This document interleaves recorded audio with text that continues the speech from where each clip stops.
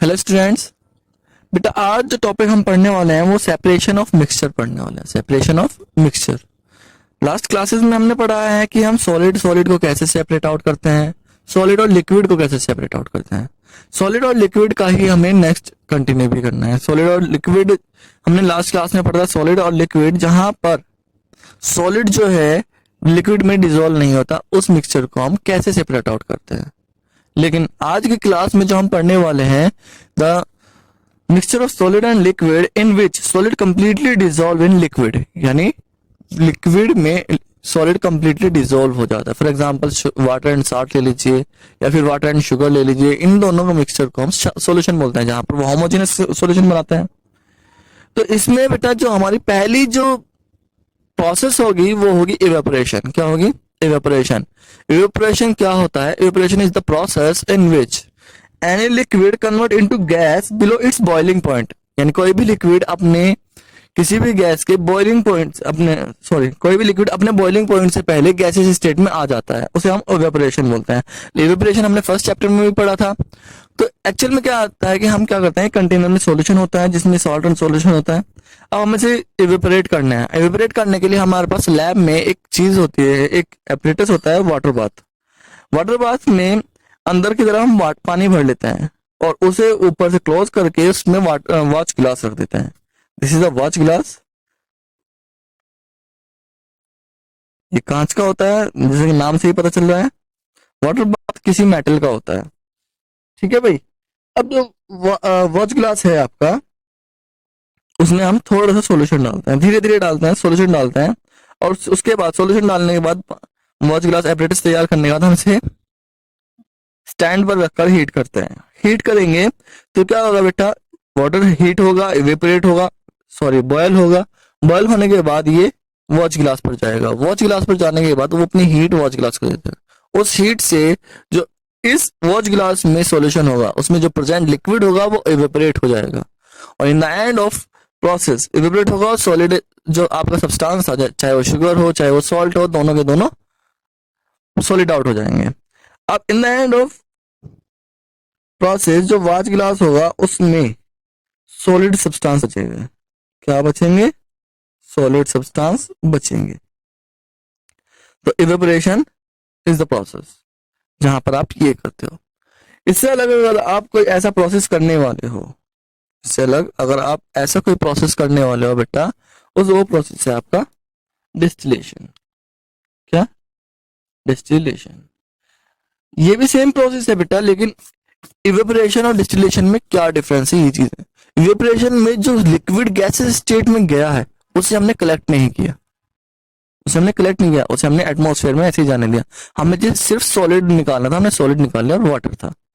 अब डिस्टिलेशन में हम क्या करते हैं? हम उस लिक्विड को भी कलेक्ट करते हैं। डिस्टिलेशन एट एक्चुअल में क्या है? Distillation is the process in विच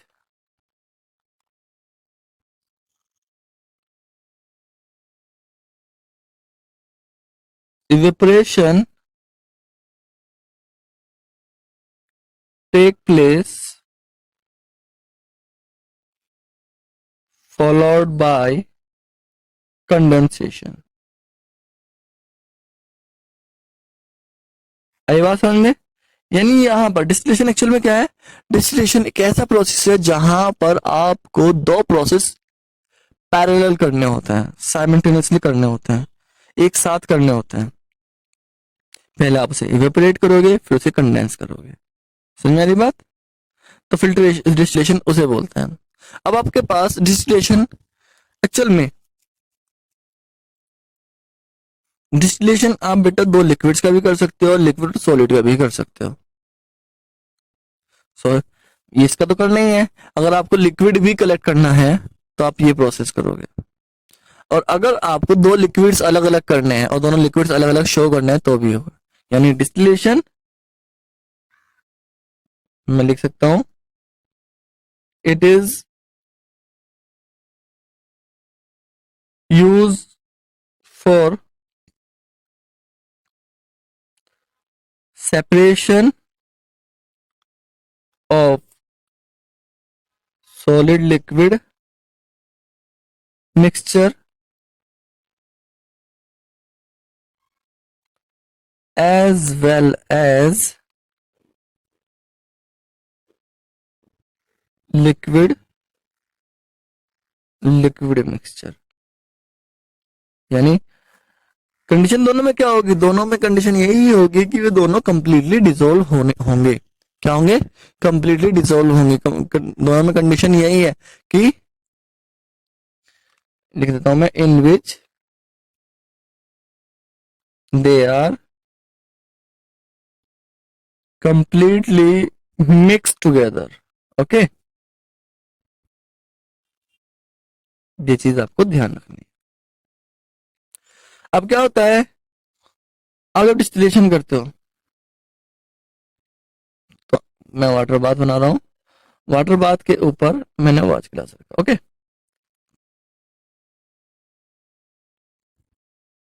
ये तो आप ऐसे करोगे और यहां पर वो सॉल्यूशन डालोगे, हीट करोगे उसे, और हीट करने के बाद जो इवेपोरेट होने के बाद जो गैस होगी, उस गैस को कलेक्ट करके कंडेंस करोगे। वहां पर सॉलिड और लिक्विड दोनों अलग अलग हो जाएंगे। समझ में आ रही बात? आपको इस तरीके से करना है, यानी आपको इवेपोरेशन में पहले, सॉरी डिस्टिलेशन में पहले इवेपोरेट करना है, देन कंडेंस करना है। और अगर लिक्विड इस तरीके से करना है तो उसके लिए आपको कंडेंसर होते हैं।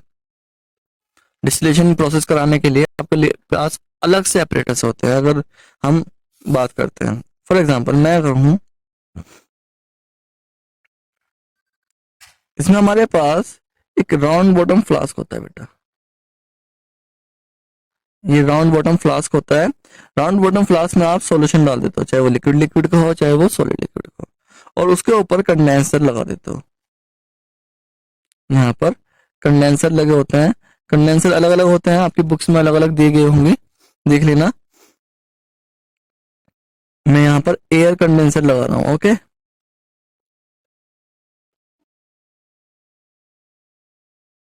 एयर कंडेंसर के ऊपर मुझे कलेक्ट करने के लिए एक और ग्लास ट्यूब लगानी होगी, और वो ग्लास ट्यूब यहाँ पर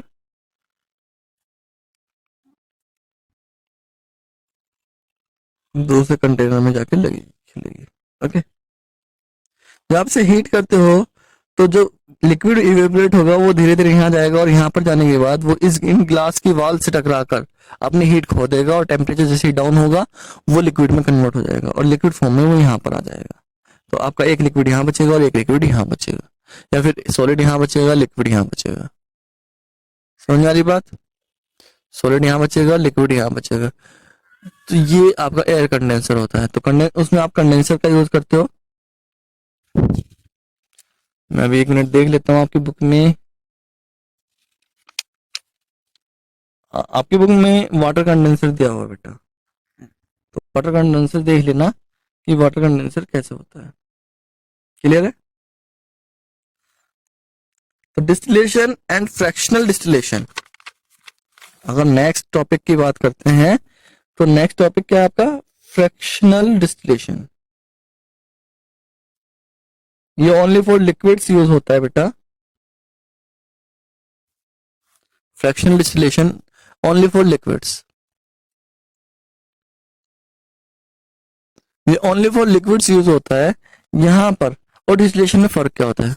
वहां पर बॉइलिंग पॉइंट बहुत ज्यादा हो, डिफरेंस, वहां पर बॉइलिंग पॉइंट का डिफरेंस 10 डिग्री सेल्सियस से ज्यादा होना चाहिए। यहाँ पर बॉइलिंग पॉइंट का डिफरेंस 10 डिग्री सेल्सियस, सिर्फ 5 डिग्री सेल्सियस तक भी होगा तो भी चलेगा। समझ में आई बात? यानी दो लिक्विड हैं, मान लो I have 2 liquids A and B. A का बॉइलिंग पॉइंट 50 डिग्री सेल्सियस है, और बी का बॉइलिंग पॉइंट 60 डिग्री सेल्सियस, 60 है, 65 कर लीजिए, 60 डिग्री सेल्सियस कर लीजिए।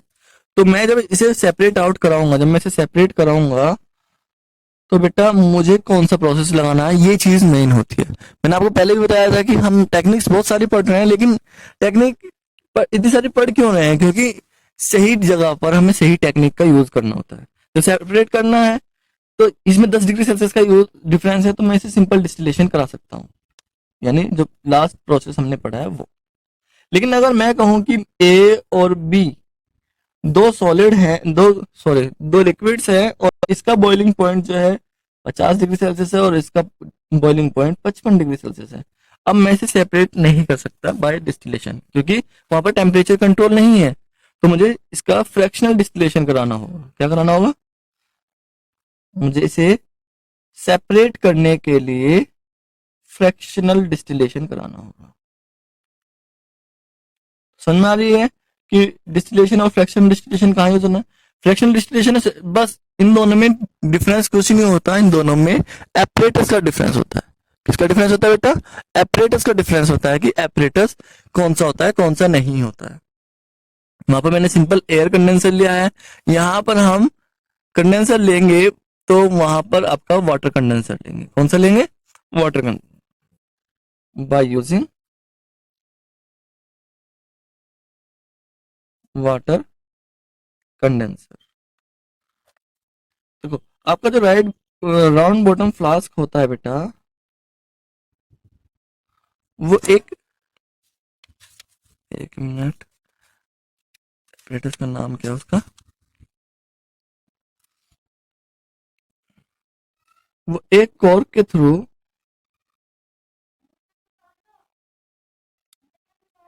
एक स्पेशल काइंड ऑफ कंडेंसर से लगा होता है। ओके, और ये स्पेशल काइंड ऑफ कंडेंसर